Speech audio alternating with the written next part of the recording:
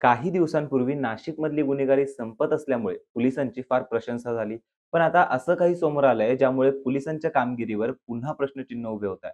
नाशिकमधले माजी नगरसेवक आणि आर-पी-आय पक्षाचे जिल्हाध्यक्ष प्रकाश लोंढे आणि त्यांचा मुलगा दीपक लोंढे या दोघांनाही सध्या जेलमध्ये टाकण्यात आलंय. पण तरीही नाशिकमध्ये प्रकाश लोंढेच्या टोळीने पुन्हा दहशत माजवायला सुरुवात केली आहे.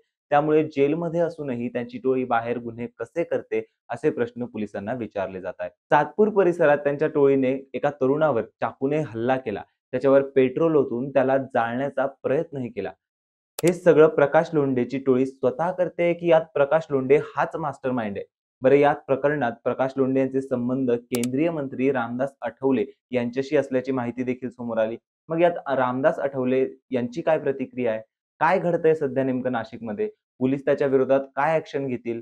कोण आहे प्रकाश लोंढे? हे सगळं आपण या व्हिडिओच्या माध्यमातून जाणून घेऊयात.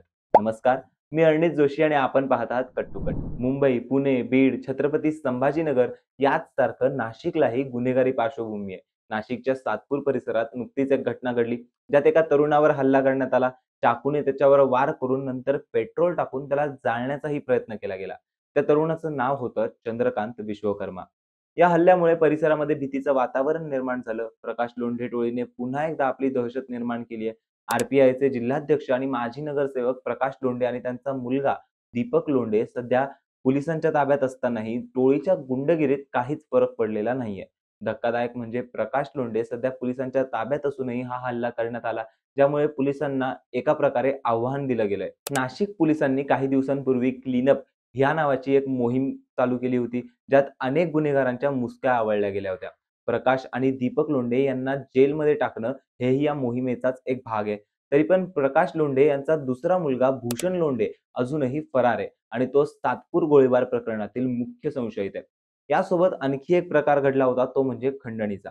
एका बार चालकाला खंडणी मागितली, मात्र नंतर त्याने ती देण्यास नकार दिला, म्हणून त्याच्या बारमध्ये घुसून त्याच्यावर गोळीबार करण्यात आला, ज्यात एक ग्राहक जखमी झाला. आणि हा गोळीबार दुसरा कोणीही केलेला नसून प्रकाश लोंढे यांनी स्वतः केलाय. त्यामुळे पोलिसांनी त्यांना ताब्यात घेतलं. त्यांचा मुलगा दीपक लोंढे सोबतच संतोष पवार आणि अमोल पगारे या तिघांनाही पोलिसांनी ताब्यात घेतलं. त्यानंतर पोलीस आणि महापालिकेने संयुक्त कारवाई करत आय-टी-आय पुलाजवळील प्रकाश लोंढे यांच्या अतिक्रमित इमारतीवर बुलडोझर फिरवून कारवाई केली. मात्र लोंढे टोळीच्या हल्ल्यामुळे सातपूर परिसरातील नागरिकांमध्ये भीतीचं वातावरण निर्माण झालंय. आता पोलीस यावर काय कारवाई करतात हे पाहणं फार महत्त्वाचं ठरेल. बरं, आता महत्त्वाचा प्रश्न उरतो, तो म्हणजे प्रकाश लोंढे कोण? गुन्हेगारी पार्श्वभूमी असूनही नगराध्यक्ष पदापर्यंत ते कसे गेले? या घटनेनंतर एक महत्त्वाची गोष्ट समोर आली, ती म्हणजे प्रकाश लोंढे हे केंद्रीय मंत्री रामदास आठवले यांचे निकटवर्ती आहेत. त्यामुळे या प्रकरणामध्ये अजूनच सखोल चौकशी केली जाणार आहे. प्रकाश लोंढे हे नाशिकमधील एक वादग्रस्त राजकीय नेते आहेत. त्यांच्या नाशिकमधील राजकीय प्रवास वादग्रस्त आणि गुन्हेगारी कारवायांमुळे चर्चेत राहिलाय. त्यांचा संबंध रिपब्लिकन पार्टी ऑफ इंडिया आर-पी-आयच्या आठवले गटाशी आहे. जिल्हाध्यक्षपदी कार्यरत असलेले लोंढे यांनी सातपूर विभागातून माजी नगराध्यक्ष म्हणून 4 वेळा निवडणूक जिंकली आहे. त्यांच्या कारकिर्दीतील अनेक वादग्रस्त प्रसंगांमुळे ते चर्चेत राहिलेत. प्रकाश लोंढे यांनी आर-पी-आयच्या माध्यमातून नाशिकमध्ये आपली राजकीय ओळख निर्माण केली. त्यांच्या नेतृत्वाखाली आर-पी-आयने स्थानिक राजकारणात सक्रिय सहभाग घेतला. पण राजकारणात घुसण्याआधीही त्यांना गुन्हेगारी पार्श्वभूमी होती. प्रकाश लोंढे आणि त्यांच्या कुटुंबियांवर विविध गुन्हेगारी प्रकरणे नोंदवली गेली आहेत.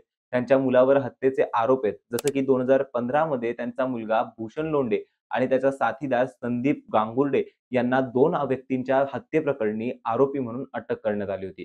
मात्र पैसे आणि ताकदीच्या जोरावर ते पुन्हा बाहेर पडले. मधल्या काळात अनेक गुन्हेगारी प्रकरणांमध्ये त्यांचं नाव पुढे आलं. मात्र आता ऑक्टोबर 2025 मध्ये सातपूर येथील एका रेस्टो बारमध्ये झालेल्या गोळीबार प्रकरणात प्रकाश लोंढे आणि त्यांचा मुलगा दीपक लोंढे या दोघांनाही अटक केली गेली आहे. या प्रकरणाच्या तपासादरम्यान आणखी एक थक्क करणारी गोष्ट समोर आली, ती म्हणजे प्रकाश लोंढे यांच्या कार्यालयात एक गुप्त बोगदा सापडला, ज्यामुळे पोलिसांसोबतच परिसरातील सगळे लोक थक्क झाले. नाशिक महापालिकेने प्रकाश लोंढे यांच्या सातपूरमधील अतिक्रमित इमारतीवर कारवाई केली.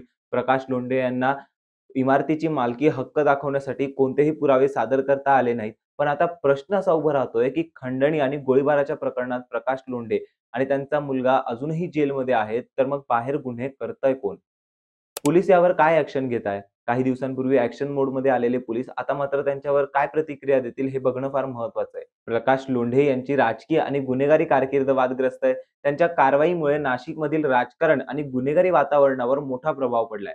पोलीस आणि प्रशासन यांच्या कारवाईवर लक्ष ठेवून आहेत आणि तपासामुळे आणखी माहिती समोर येऊ शकते. पण मग रामदास आठवले हे प्रकाश लोंढे यांना मदत करतील का? की पक्षातून त्यांना निलंबित करतील?